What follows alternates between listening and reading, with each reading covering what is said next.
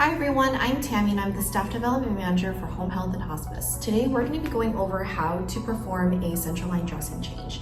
But before we get into the steps of actually performing the dressing change, I want to make sure that you're aware of the supplies that you may need for your patient. So depending on how many lumens your patient has, you're going to be grabbing the flushes to match that. So for demonstration purposes, I've only grabbed one heparin and one saline flush in addition to one clave and one cap. However, if you have a patient that has 2 lumens, you're going to be grabbing 2 of each, okay? In addition to the flushes and the claves, you're also going to be grabbing a central line dressing kit that comes to the patient's home and it is delivered by the pharmacy. So in that central line dressing change tray, you're going to have your masks, your sterile gloves, your Tegaderm, everything that you need to clean and do the dressing change. However, you also need to make sure that you have a PICC stat lock, a bio patch, and the measuring tape. So you want to make sure that you have a measuring tape on hand so that you can measure the patient's external catheter length as well as their arm circumference. So let's get started with the actual dressing change. Before we get into the actual steps of performing the dressing change, you want to make sure that you hand hygiene and put on some gloves to open up your dressing change kit. So I'm going to go ahead and put on some gloves. And we're going to go ahead and open our central line dressing change kit and get everything ready.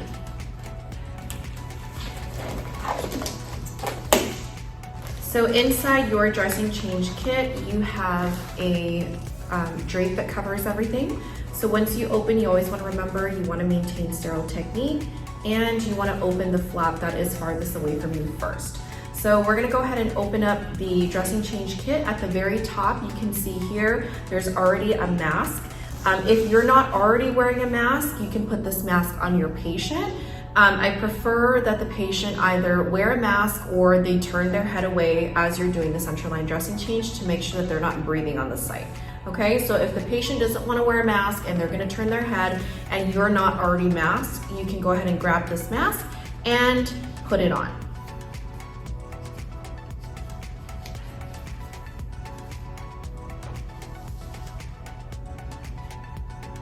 I'm going to go ahead and remove the patient's dressing. However, because I had put the mask on and I had touched my face, I'm going to go ahead and remove my gloves and hand hygiene and put on a brand new pair of gloves before we even touch the patient's dressing and remove their old dressing. So now we're ready to remove the patient's old dressing. So before you even touch the patient's dressing, you would have already hand hygiened and put on some clean gloves.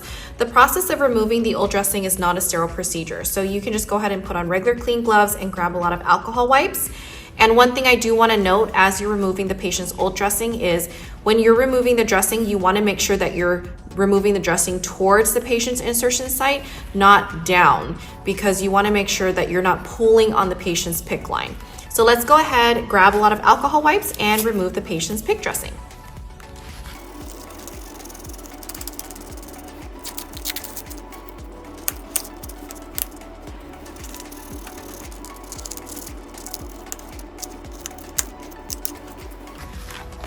This is what your patient's catheter is going to look like after the dressing has already been removed. Now you're ready to apply a new dressing change for your patient. So we have removed our patient's old dressing and now we're going to get ready to give them a brand new dressing, and we're going to make sure that we prep all of the supplies before I even put on my sterile gloves. So I'm going to go ahead and hand hygiene. And I'm going to start preparing all of the items that I need to perform the dressing change so that I am not breaking sterility when I have my sterile gloves on. So after I have hand hygiened, I'm going to put on some gloves and we're going to prep everything that you see on this table. So I like to make sure that I have everything readily accessible for me before I even put on my sterile gloves to make things a lot easier while I am doing the dressing change and everything is ready. So there are a couple of things that you see here on the table. One of them being the stat lock, the bio patch, and then the heparin and the saline flush. So you can go ahead and just grab the stat lock package, open it, and then just without even touching anything, you can just go ahead and toss it onto your sterile field. So after I have dropped the stat lock onto my sterile field, I'm going to grab my bio patch and I'm going to put that onto my sterile field as well.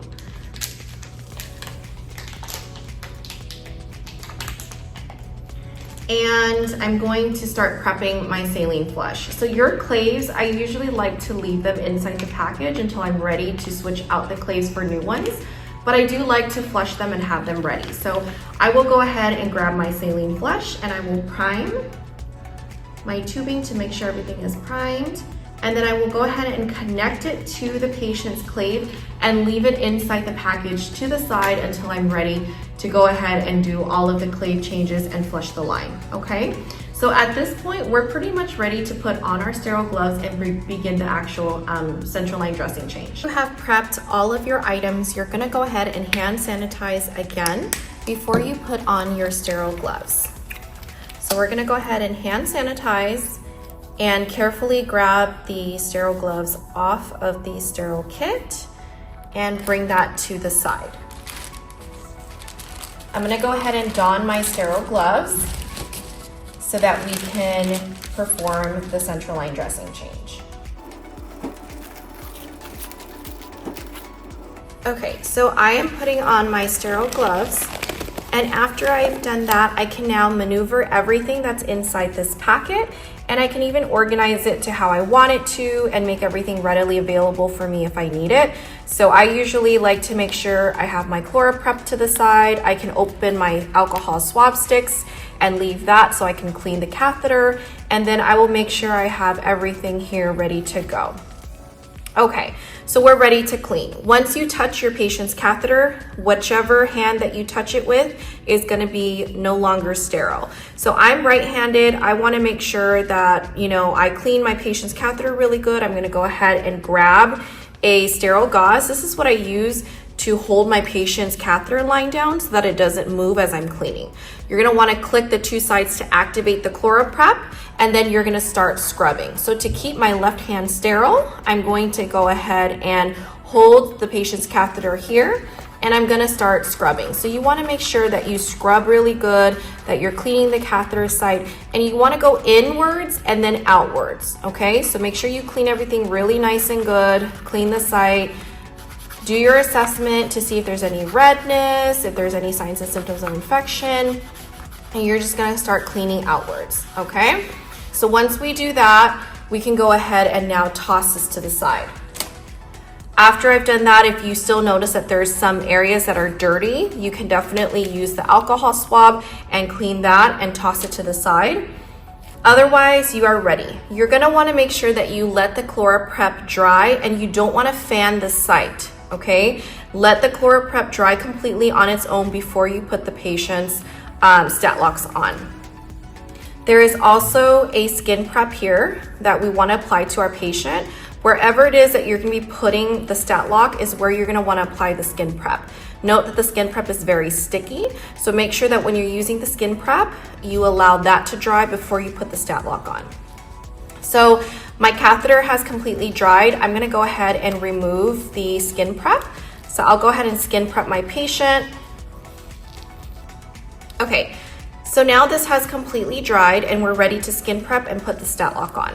So I'm gonna go ahead and open up my skin prep, and I'm gonna skin prep the area that I know the stat lock is gonna be on, just so that it protects my patient's skin and it doesn't get it irritated, okay?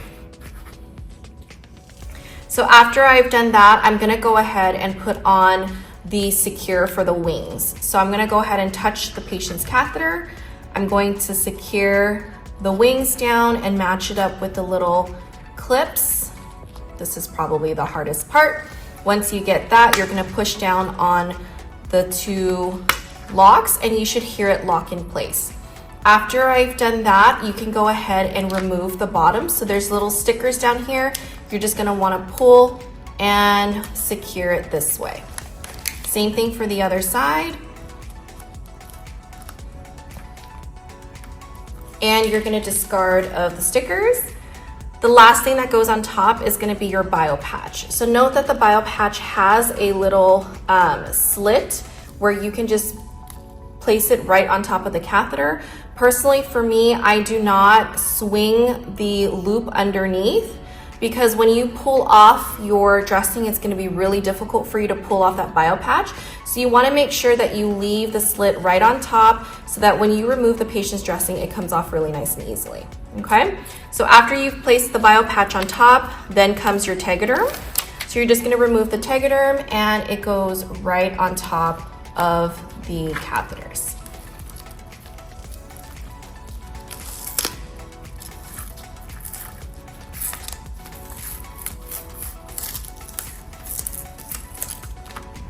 Once you're done with the central line dressing change, this is what your catheter is going to look like.